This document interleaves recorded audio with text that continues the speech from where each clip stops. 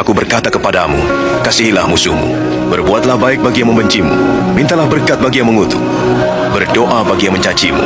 Kalau pipi kirimu ditampar, berikan juga pipi kanan. Aku yang memilih kalian. Mari kita berefleksi, saya berefleksi, saudara berefleksi. Ada satu keluarga kecil di Amerika. Orang punya seorang anak laki-laki umur 6 tahun. Setelah anak ini umur 6 tahun, dia punya mama hamil lagi dan mendapat satu anak. Jadi anak mereka ada berapa? Tapi sayang, anak yang kedua itu cacat. Entah virus apa kena itu anak, dia keriput dari ujung kaki sampai ujung kepala. Dia persis seperti bayi tua. Dokter panggil dia pun bapak mama, dokter bilang begini, Pak, Ibu, ini pada Ibu pun anak, tapi saya harus kasih tahu, ini anak cacat. Dia keriput seperti orang tua dan menurut medik, dia hidup paling lama 4 tahun. Dia pun bapak mama bilang begini, bagaimanapun ini kita pun anak. Kita harus buat yang terbaik buat dia. Dia pun bapak lakukan yang terbaik, dia pun mama lakukan yang terbaik. Ini anak kira-kira umur 1 tahun, dia pun mama bilang kepada dia pun kakak, Kak, ini ada kereta dorong. Coba kak muat kapu adik, bawa dia di perumahan di kompleks ini. Biar dia lihat sedikit ini, cahaya matahari, ada udara baru. Bah, ini anak semangat sekali. Pas dia bawa keluar begini, dia pun teman-teman tanya, woi, bos apa? Saya pun adik. Boleh kami lihat? Boleh. Dia pun teman-teman lari datang. Pas mau lihat, mereka kaget tuh ini anak punya keadaan. Ini pun adik. Iya. Kenapa dia model begini? Kenapa dia keriput begini? Kenapa? Rupa-rupanya itu kenapa? Melukai dia punya kakak. Waktu dia pun kakak terluka, dia pun kakak bawa ini anak di satu kali kering. Di Amerika tuh juga ada kali kering sana. Dia buang itu anak di situ. Bukan saja buang, dia marah-marah itu anak. Gara-gara dulu, saya pun teman olok saya gara-gara. Ini dia pun adik ini coba mau merangkak berdiri, dia tendang dia pun adik. Lebih lu mati. Jangan tunggu 4 tahun mati sekarang lebih baik. Dia lakukan setiap hari, setiap minggu, setiap bulan, setiap tahun tanpa diketahui oleh siapapun. Sampai satu hari ketika orang duduk di meja makan, dia pun mama bilang kepada anak yang cacat itu, adik, nanti mama bagi makan kasih adik. Ini anak yang cacat yang begini, jangan ma, jangan. Loh, kenapa jangan? Ini anak waktu dia bilang jangan, dia langsung berdiri. Bukan saja berdiri, tapi dia coba jalan sampai dia ambil makanan sendiri. Dia pun mama sangat kaget. Dalam keadaan itu, dalam kaget yang luar biasa itu, saudara, dia kasih tahu dia pun suami, Bapak, kita pun anak bisa jalan. Dia pun bapak bilang begini, kasih tahu tetangga dong semua, besok kita bikin syukuran. Waktu dia bikin syukuran, dia pun istri bang bilang begini, Bapak Ibu semua, kami undang Bapak Ibu datang ke sini karena Tuhan buat perkara di dalam rumah kami. Anak kami yang bungsu, yang cacat, yang dokter bilang dia hanya 4 tahun, tapi justru sekarang dia sembuh.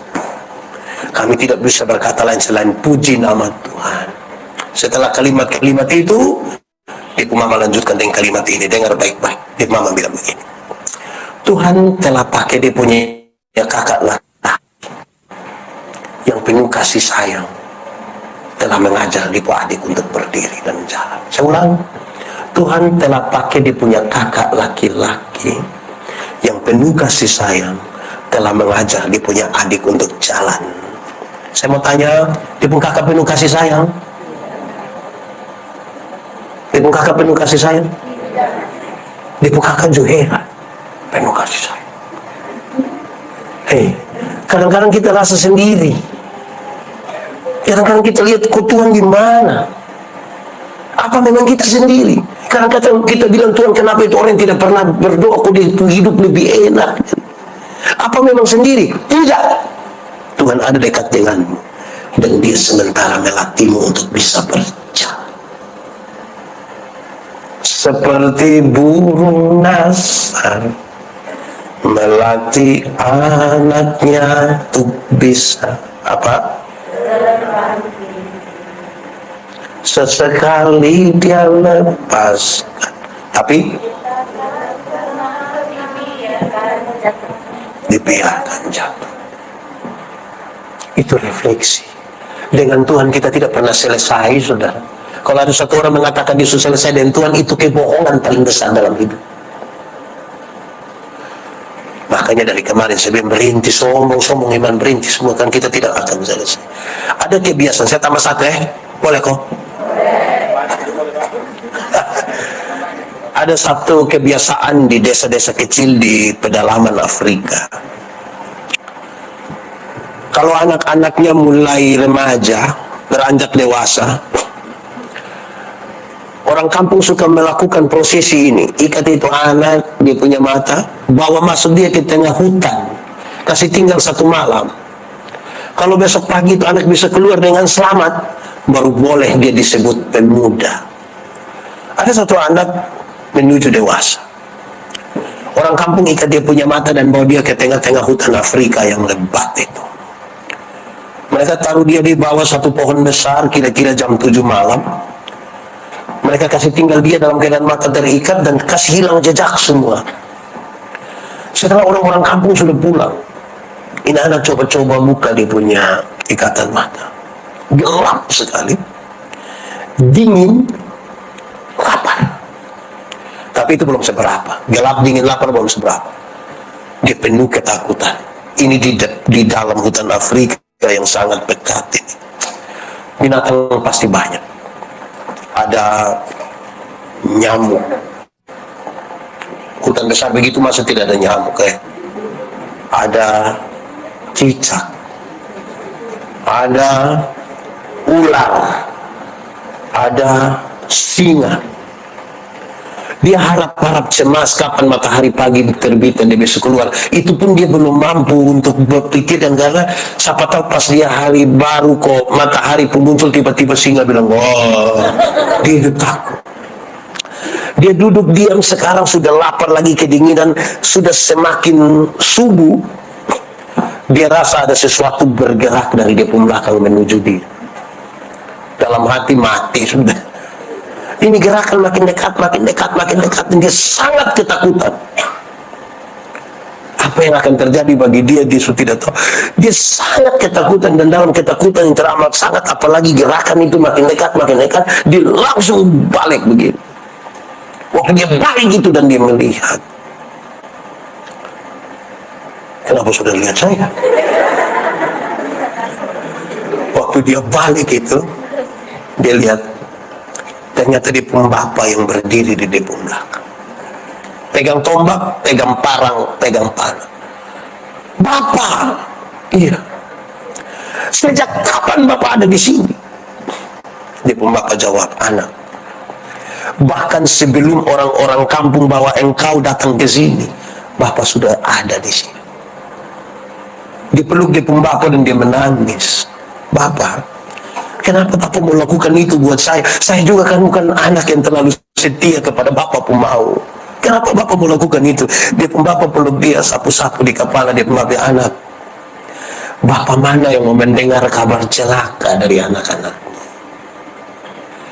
Bapak mana yang dia mau biarkan dia pun anak dimakan oleh binatang buas? Bapak mana? Saudara jangan pernah merasa bahwa Tuhan terlalu jauh dengan saudara. Doamu para pendoa harus doa yang akrab sekali, sedekat Bapak itu dengan anaknya. Doa itu relasi, bukan kata-kata. Sekali lagi, doa itu relasi, bukan kata-kata.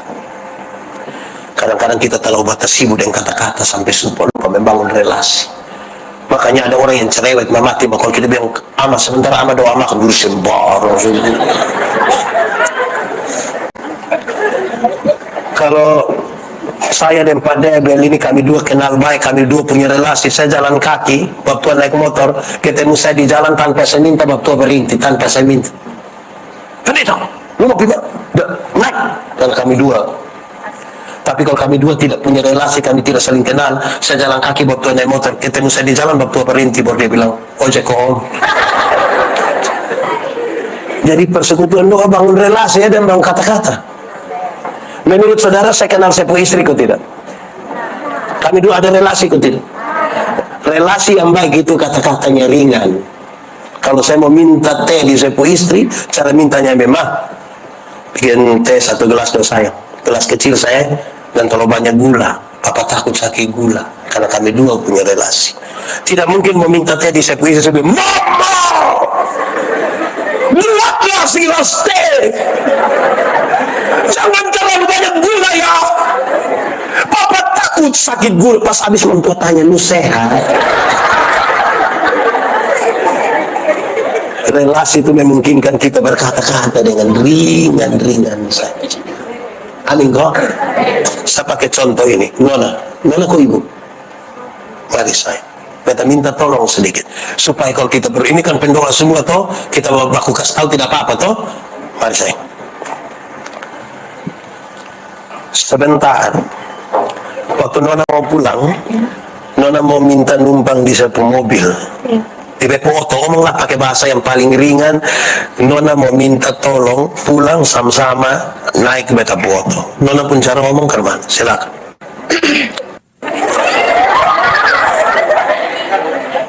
Mama, sebentar pulang lewat mana? Begitu.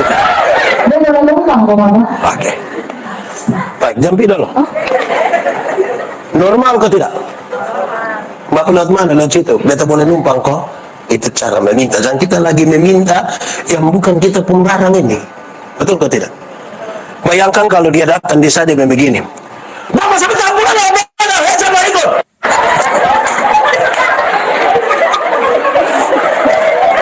Yang bagus tuh yang saya omong atau yang dia omong? Yang Nona atau yang Pak? Kenapa Nona pun yang baik? Karena kita lagi meminta sesuatu kepada seseorang yang kita anggap dia lebih sedikit, dan kita tidak punya itu barang. Jaga dong etika sedikit. Ini kita sama kayak ada kerusuhan ini, pakai mas parak Tuhan. Relasi memungkinkan kita berkata-kata dengan ringan.